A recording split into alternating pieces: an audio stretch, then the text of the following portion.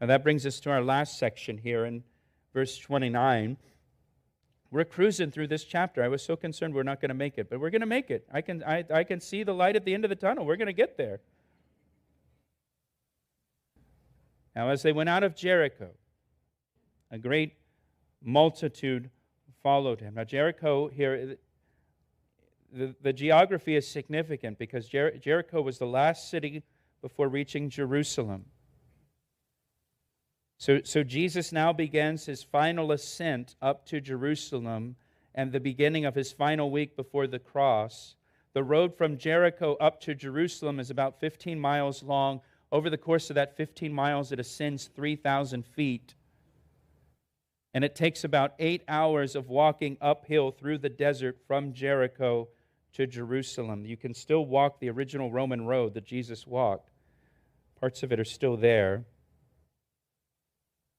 And as he's coming out of Jericho, behold, 2 blind men sitting by the road, when they heard that Jesus was passing by, they cried out, saying, "Have mercy on us, O Lord, Son of David." Please note how they address Jesus here.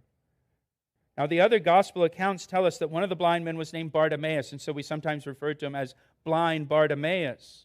And these 2 blind men, they're just sitting by the road, and as they're sitting by the road, a big crowd starts to pass by, and they ask what all the commotion is about, and someone tells them, Jesus of Nazareth is passing by, and somehow they've heard of Jesus. We don't know how, but somehow they know Jesus. They know who he is, and they know that he's the Messiah.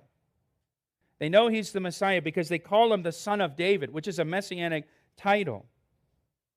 They were physically blind, but not spiritually blind to Jesus. There are many people who can see physically, but are blind spiritually. These guys are blind physically, but they can see spiritually. They know that Jesus is the Messiah, that he's the Son of David. They also know the Old Testament prophet said the Messiah will open the eyes of the blind. And so they cry out, "Have mercy on us, O Lord, Son of David." Verse 31, then the multitude warned them that they should be quiet. Be quiet. And then they cried out all the more, even louder, "Have mercy on us." You want me to be quiet? I'll show you quiet. "Have mercy on us, O Lord, Son of David."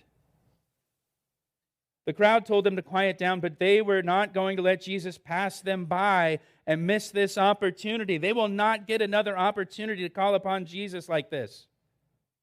This is their one opportunity. Jesus is walking by. Don't let it pass. And listen, today at the end of the service, you'll have an opportunity to receive Jesus Christ. If you've never received him as your Lord and Savior, you have an opportunity to pray to Jesus if you need to pray about something. Don't pass up the opportunity you have to call upon Jesus. You may not get another opportunity to call upon Jesus Christ.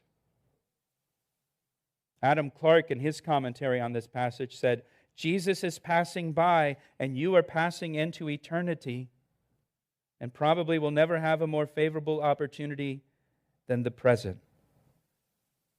So don't let it pass you by.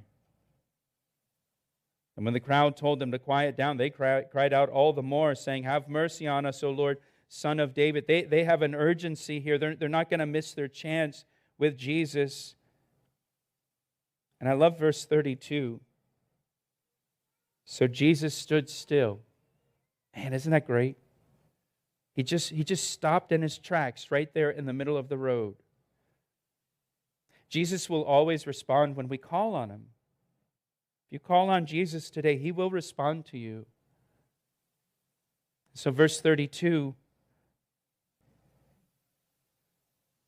Jesus stood still and he called to them, and he called them and said, "What do you want me to do for you?" It's interesting, isn't it, that their need is obvious, but he wants them to ask. And they said to him, "Lord, that our eyes may be open." Lord, you're the Messiah. You can open the eyes of the blind. Lord, that our eyes may be open. And so Jesus had compassion and touched their eyes, and immediately their eyes received sight, and they followed him. Their eyes were opened, and immediately they began to follow Jesus up to Jerusalem and the cross. It's a beautiful picture here of our salvation. Jesus opens our eyes spiritually. The Bible says that we are in darkness, spiritual darkness, that we are blind apart from Christ. But then Jesus comes along into our life one day and He opens our eyes spiritually, and then we follow Him.